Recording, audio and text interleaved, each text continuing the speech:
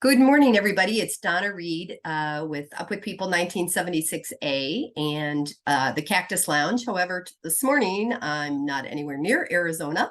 I am at a Sofitel in Lyon, France, and super excited to be interviewing one of who I hope is several Europeans that I get to interview while I'm here kind of closer to their time zones. So this morning, please introduce yourself, Birger.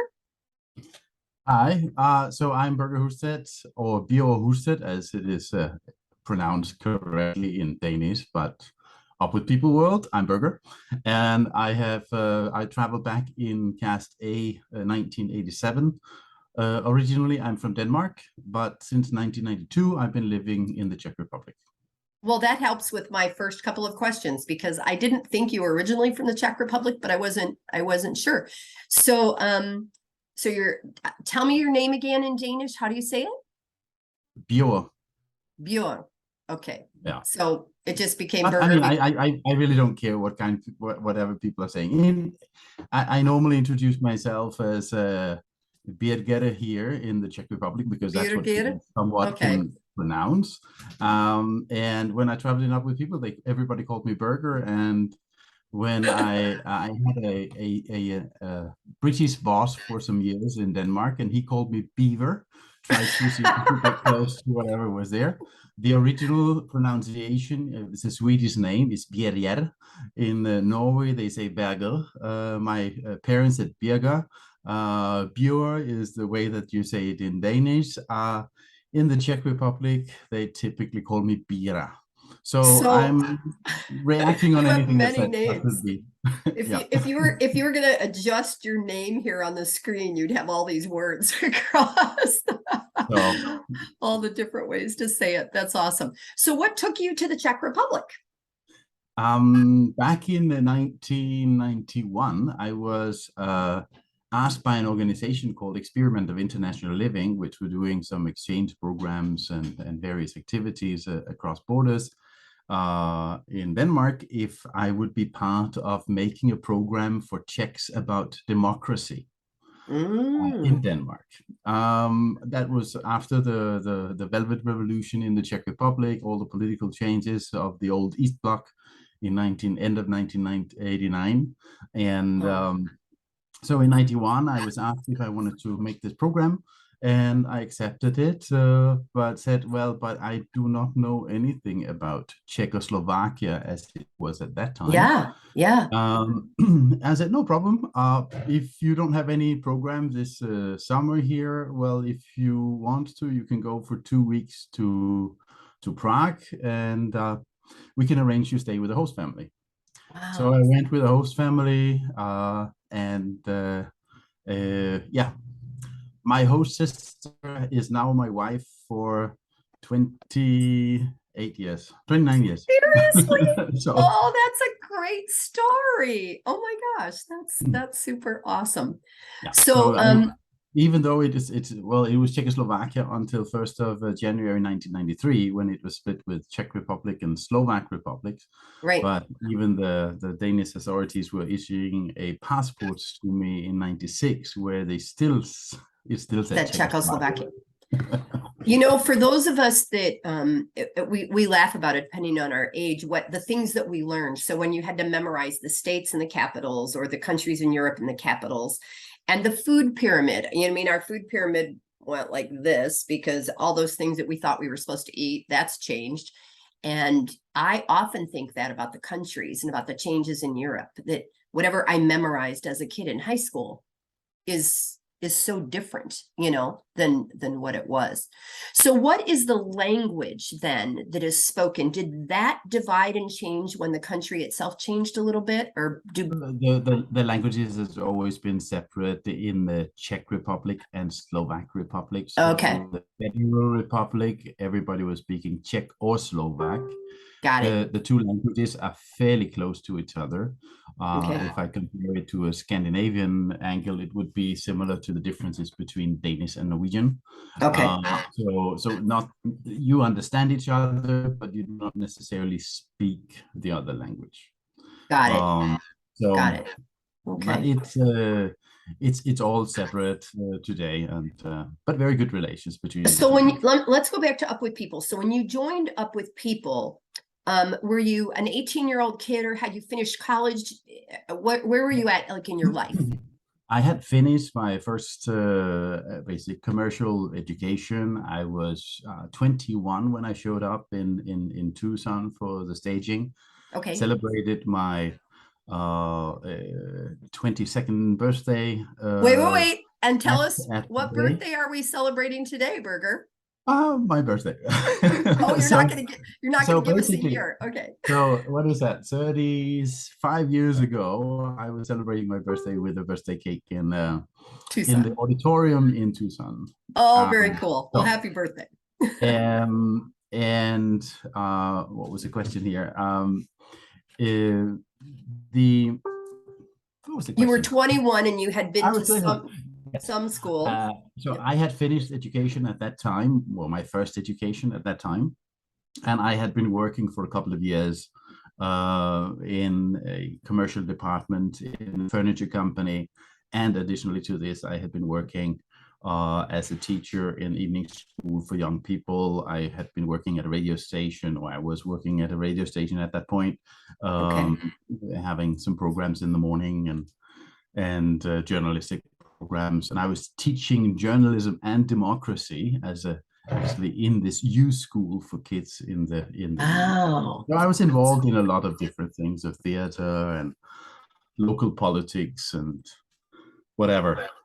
So pretty engaged young person. Pretty, but a lot of variety.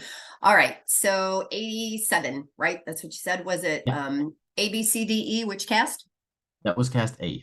A. Okay, I was an A too. I should be able to remember that. So, all right. So you come to Tucson. They were still staging in Tucson. Did you end up working and traveling additional years as staff, or did you just do? No, I wanted to, but I wanted to work actually as a PR rep as such in that year. But yeah, I was not accepted. I was doing 3 setups though throughout my year, and all of those were sold out days before the cast came in. So you should have been invited back. Yeah, but my feeling is that I had some stronger opinions that some of my cast management were not necessarily ready to to deal with. So, you know what? That's fair to say. And I sort of laugh about it now with, because I was 18, and, you think about the ones that were out of college that were a little bit older. And I think I was a little bit more like, I would say like a lemming, where I just followed and did whatever I was supposed to do. I've become way more outspoken as an adult than I was as an 18-year-old. At least that's my opinion. I don't know if my cast managers would say the same thing. No, but I would say I certainly did have more experience than quite a few of the others. Yeah. All right. So I want to make sure that I ask a couple of the questions that I've tried to ask everyone. I can never remember the names of shows. Oh, I just lost your picture, Birger. You still there? There you are. Okay. Back again. Don't know what happened here. Yeah, don't know. Tell me what was the name of your show that you were in? Oh, we're locking up. Birger. Okay, we're losing some. Oh. All right. Are we trying to log in again? Different place, Birger? Trying, yes. Yeah. It didn't come up automatically here. I hope it works. Well, now yeah, I hope so too. So I was asking you about your show. I don't know what we're gonna do. No, going away. This is not It's not ideal. Now I lost one of you. I can hear you again now. All right. So I'm in again here.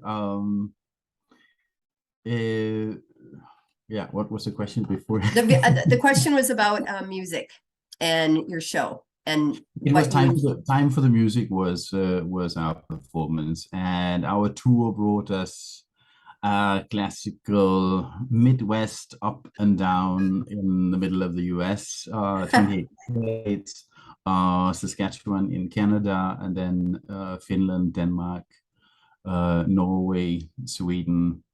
Oh, you had a nice tour. One private show in Switzerland, and then we were the first cast to go to the Soviet Union back in 1988. Oh, wow. Okay. Okay. So, is there a song from the show that really speaks to you, or if not from your show, that you feel like has been impactful for you over the years? I think from the show itself, I'm not necessarily, I got a little bit tired of some of the songs throughout the years, but they're coming back as such. There's a bunch of songs that means a lot for me, not necessarily from my show. Okay. From the show, well, Unfinished World certainly is the top one picture. Yep. Another one that was there, but otherwise the songs are, many of them, Someone Else's Eyes. Oh, no, you know what? Nobody has brought that one up yet. You're about the 20th person that I've interviewed, and everybody else has brought up Someone Else's Eyes. That's one of my favorites, because that's a great song. I've also been doing a lot of cross-cultural trainings, and that's exactly the essence of this year. So I typically start my trainings actually by singing Someone Else's Eyes Nice. to the typically is business clients that I have training for. So when it's in a bigger group, I typically start singing a song for them, and that's the one. Nice. Because you basically cross-cultural education and understanding how to work in a different environment is basically the essence of that, is to see the world through someone else's eyes. Yep. Boy, there'd be way less judgment if we did that, don't you think? Yeah. That is a great song, and I hope that during these interviews, the people who haven't, I've been lucky since I moved to Tucson that I've been to a lot of reunions. So by being to a lot of reunions and helping with a lot of reunions, I've done a lot of songs and heard a lot of songs over and over through the years. And there are a lot of people who haven't. I think I only traveled 1 year. So if I hadn't been in Tucson and if I hadn't been to all these reunions, I wouldn't know these songs. So I hope that some of these interviews spur people to go to YouTube and find them and, and learn more. That's a great song. And so you had a pretty international tour. I was bicentennial. We were kind of a whole lot of the United States. We spent like a lot of time in Texas. and tell me, from a host family perspective, as we talk about the future of Up With People, and I'm going to get to the Board of Governors and you here, nobody knows what it's going to look like, but everyone talks about the need for host families and this post-COVID fear that we have of having people in our space that we don't know that might be sick or whatever. No, but what does that look like? Do you have a host family experience that you loved, or that you can't believe you endured, or besides the fact that you married someone later? I mean, that's a great story. But what about host families? Well, I would say there are a few that kind of sticks out, but not. I had wonderful host families all the time. I think the wonderful part of it was the diversity that you got. I mean, one day you were at a rich weapon dealer in Texas, and the next day you were at a poor family outside of Chicago in a black family, and a very different environment that I had seen before. The next in a super religious family in the middle of Kansas, and all of this diversity that you would get around that basically meant that you had to adapt to the situation, you had to adapt to whoever is around you, you had to learn to fit in and listen necessarily more than you would be speaking, to figure out who are you actually in front of. Yeah. and trying to get the best out of the situation. Yeah. And it was a wonderful learning experience, all of these different host families, I think. Um, I was lucky. I didn't have no host family horror stories on my side. I was generally quite happy with everyone. Oh, that's good. That's good. In hindsight, there was one town in Texas where 3 or 4 of us got back on the bus the next day and say, "You can't believe what happened in this place." And part of that for me is that knowing that we just trusted, right? There was no deep interviews done with host families that were like, you had to check a list to make sure you would be okay to let these kids come to your house. It was just a super trusting time, and that added to the learning. And I think some of the families that I remember, some families that were sticking out a little bit more from the negative side. Just I can think of two families I can think of at the moment here, which were very rich families, typically the member of the local Rotary Club, and were in it, or a church where they were in it just because everybody else was doing it. oh yeah, yep. And then they kind of put you in a separate room.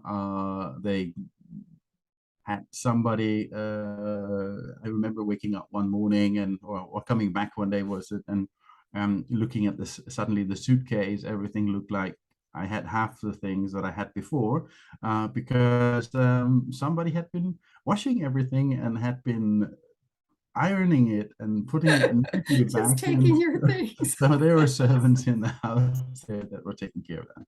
But I think the essence of it, where you really got the essence of the host families, where you had really a chance to talk and learn and be with them. Those that were just doing it just because they ought to do it because the rest of the people in their little society did it. That was a different ball game. Yeah. Is there a place in the world that you just can't wait to go back to? Is there any place or place that you haven't been that you just really, really want to go, Birger? Not where I was traveling as such. Sorry, I have some noise here in the back. I am hosting at the moment. I'm a host father for a rabbit from one of my friends here, and it's making some noise in the cage. But I hope that's okay. Could be worse. No, I wouldn't say so. No, everywhere you go, it's the people that makes the difference. So it really is more a question of going back and meeting the people again. Going and seeing places. None of the places that I were at were necessarily, you could say, that super exciting from a sightseeing point of view. But it was interesting from the people point of view. Yeah. So I would say it's always the people that matters.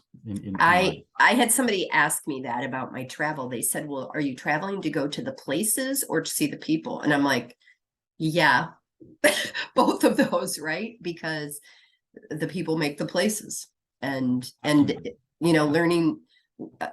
When you were talking about your host family, I remember a host family that he worked in a silver mine in Idaho. I want to say, I didn't go to Idaho or ever expect to plan a trip to Idaho so that I could go down inside a silver mine, right?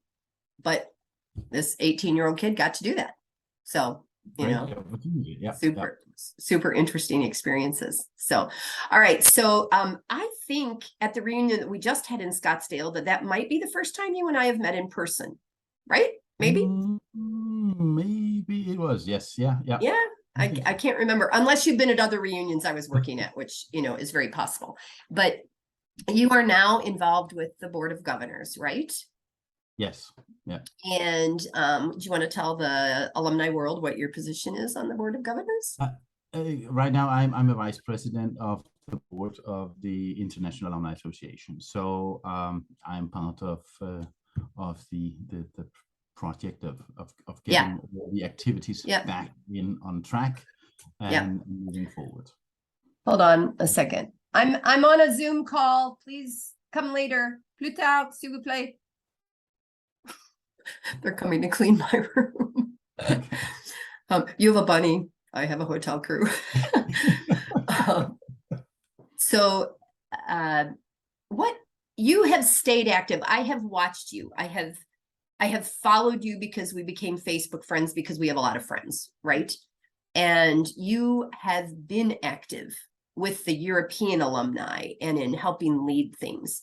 What draws you to do this and to continue to now want to help the Alumni Association? I think immediately, it was bring a little bit back, immediately when I got off the road, I think the Upward People alumni community, I basically came back, moved to my small town in Ringkøbing in Western Jutland. After 2 weeks, I got so frustrated I needed to get out of there. So I moved to Copenhagen, and there, the Upward People alumni community was kind of my network that I had there.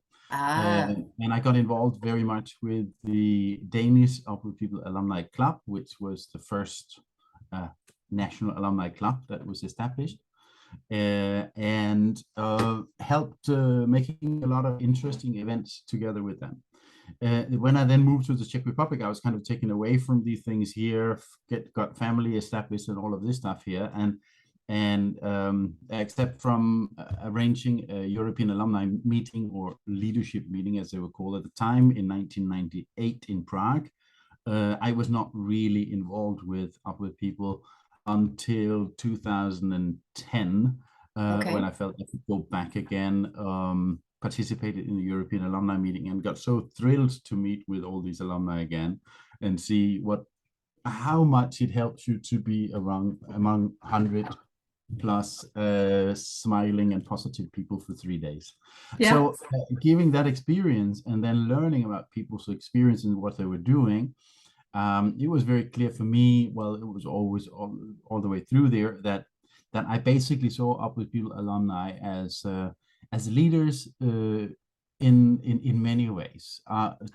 The average Upward People alumni is a leader either at work or in their community, or both places.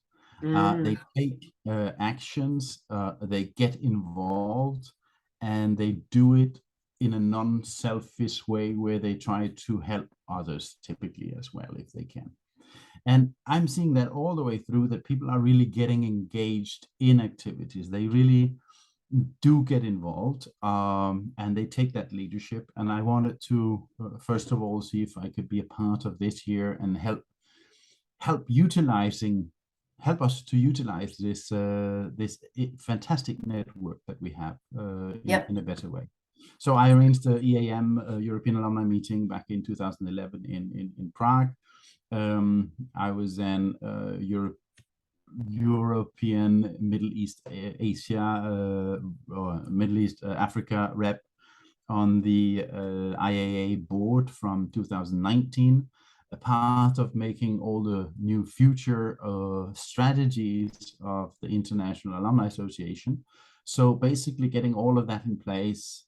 End of August 2021, I checked out of the board, as my position as EMEA rep as such was cancelled with the new structure of the IAA, and with the aim to start taking leadership in one of the committees that were there, primarily working on professional business development, or you say professional networking and things like that. Then I was brought back on the board in 27th of May, I think was the date, this year, to join as vice president, to help getting the ball rolling again after the IAA had faced some legal issues and a long and hard fight, to kind of get back. So we are ready now to roll out all the strategies that were planned in August 2021. And the aim of all of this here is really to make the Alumni Association relevant for alumni in any given stage of their life. So you're working in real estate. A lot of other people are doing that. Could you network together? What could you get out of that network around? Teachers around the world could join hands and get inspiration from each other's. People in entertainment industry, in my field of executive search and recruitment, well, with all the contacts we have, why not? Plus, we could maybe also help some alumni to get work at some point. So all of us people that are working in HR could also benefit of getting together. And then looking at all these activities that we do in our free time, being involved with NGOs of various kinds, how much inspiration and network we could do that could help each other. And not just looking at the association as such, but help us to make an impact in whatever we get engaged with in the communities around. And I think that's what really drives me at this moment here to tap into this resource, because the alumni network is absolutely magic. And I think that's a wonderful thing that you get out of a European alumni meetings, where the way that we're running this, you meet across castes and years, and so the youngest are 18 and the oldest are 70, and you have a blast together. And you really, when you meet an alumni that an alumni you haven't met is a friend you haven't met. Boy, that is true, Birger. It's very much a question about that you get we have a trust to each other. We have an immediate bond, not just because we traveled with some music show many years ago. That's not right. It's a trust. It's a certain set of values that we have, and that's what we had to utilize to actually get more activities out in the world and getting to work together. I have been several times. I've been using Up With People alumni as I'm sitting on several boards. One of them is the Nordic Chamber of Commerce in the Czech Republic, and we had a meeting about sustainability where we needed sustainability experts to come in. So I contact an alumni in Finland that happens to be the top executive for sustainability in the Nordic countries for a large company, and to get her as a speaker on the event. A funny little story. At one point, we got a call from the Nordic Chamber of Commerce in Prague from a person in the entertainment industry, from casting agency in California, that was looking for Inga Nilsson, who was the actress that was playing Pippi Longstocking. Longstocking. So we get a call in Prague at the Nordic Business Chamber of Commerce, right? Yeah. If we can help to get a contact to that. The director calls me and laughs and says, "What the heck do we do with this?" And immediately I contact a Swedish alumni that happens to be an actress, talk to her. She said, "Oh yeah, well, I have one of my colleagues here. He was actually performing together with Inga Nilsson in Stockholm, and within 24 hours, I had her on the phone to get her in contact with the Californian agency that was hired by RTL in Rome, the Italian television, to a show on television in Italy, flying down on business class, living in a president's suite in a nice hotel, and getting more money for it, of course, and all of this basically because of Up With People in less than 24 hours due to Up With People network. You know what? So I have friends who say to me, I'll ask something on Facebook, or I'll post it on the alumni page and ask a question.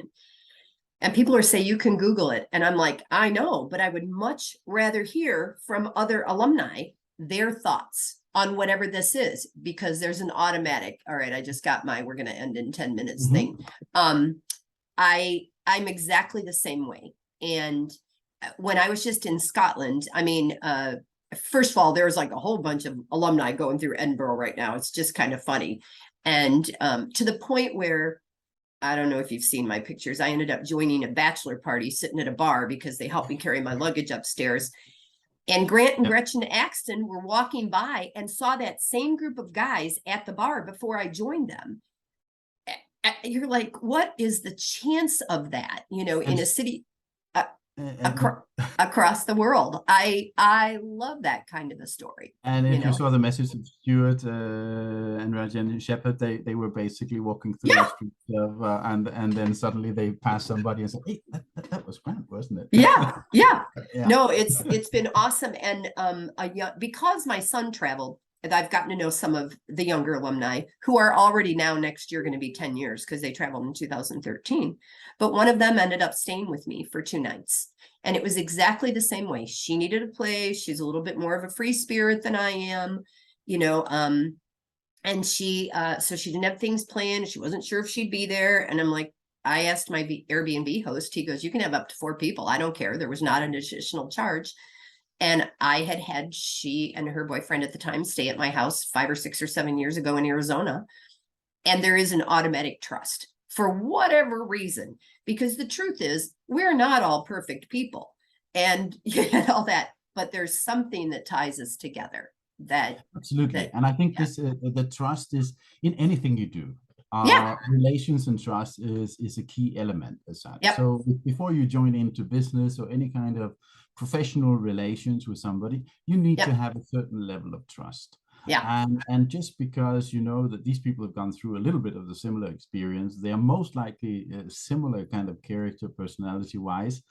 There's a good chance that their value set is the same as I have. Right. Underneath because of this, we can jump over a lot of different processes to get to know each other in this sense here, and we can actually get started where others will spend be like doing this, like to actually get to know each other. So I think in this sense here, there's so much we can utilize this network for. Plus, I would say now in the another activities that I'm looking forward to see if we could get lifted at some point. I mean, is a travel committee. I mean, what can we do of traveling together? I mean, whether it's just like, okay, there's a weekend trip to whatever a city somewhere, and there's room for 10 people coming. Right, 6, 8, 10 people. Agreed. Or like in the fall, I will be going on a trip to Peru, Bolivia, Chile. Nice. I'm going to spend a couple of weeks in a bus with a bunch of strangers. I hope that they will be somewhat nice to travel with, but I have no clue. But I know that if the bus would have been filled with people, alumni that I have never met before, there'd be an auto. I know already that just the trip being on the bus would be worth the whole darn travel. Yes, exactly. It doesn't, and it doesn't need to be, things doesn't need to be made on a huge level and big fancy tours or anything like that. But give them the opportunity to basically get into your network, use the network, try to get involved with each other, utilize it, and get to know people in another cast than the one that you traveled with. And get to utilize it. I mean, I was thinking about so often that we get together in different events around, and we actually don't know, even as alumni, what the person next to us is doing professionally. Right. So at the reunion, at my opening speech here, I was saying, okay, so how many teachers do we have in Please Stand Up? So you saw a bunch of people around there, and there's a lot of people who are in the entertainment industry or whatever it would be. I could have all kind of professions. They would be there. If we could get these people to actually connect together and get to know each other. Under COVID, we did this. So we started this Zoom for Everyone activities here from Europe. And we just joined eventually with people from many different countries and around the world.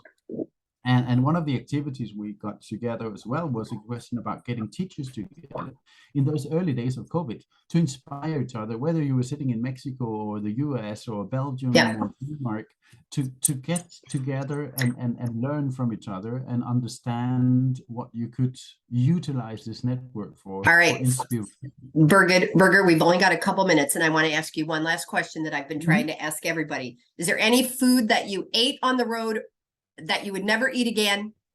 Or is there anything that you ate on the road for the first time that you love, love, love, love, love? No, I really love food. And I would eat anything.